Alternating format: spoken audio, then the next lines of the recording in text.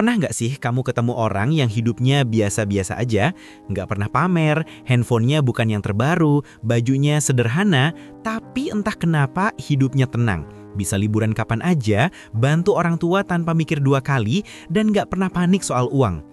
Aku dulu sering mikir, mereka kerja di mana sih? Gajinya berapa?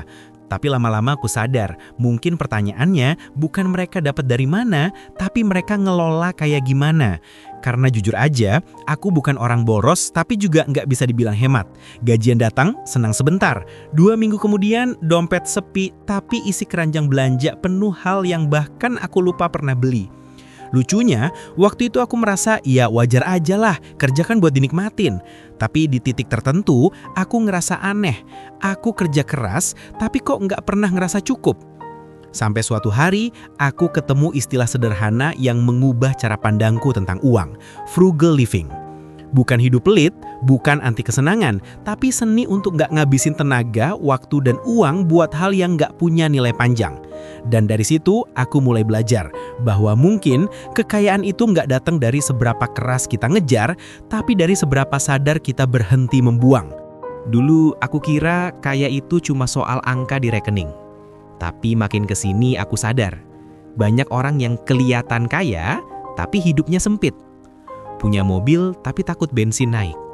Punya rumah, tapi tiap bulan ngos-ngosan bayar cicilan. Punya banyak barang, tapi sedikit ketenangan. Jadi aku mulai nanya ke diri sendiri, sebenarnya kaya itu apa sih? Buat sebagian orang, kaya itu rumah besar, liburan ke luar negeri, tas branded.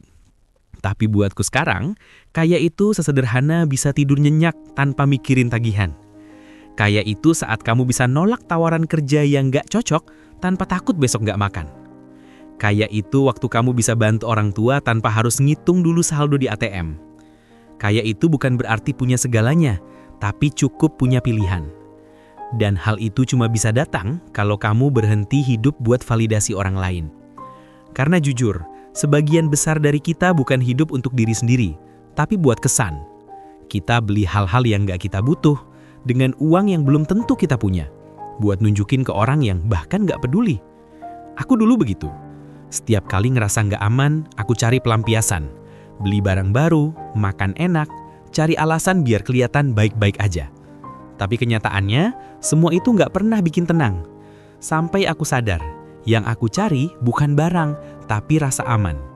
Dan rasa aman itu datang bukan dari punya banyak, tapi dari tahu cara cukup. Di situ aku mulai ngerasa, mungkin yang perlu kita kejar bukan kaya raya, tapi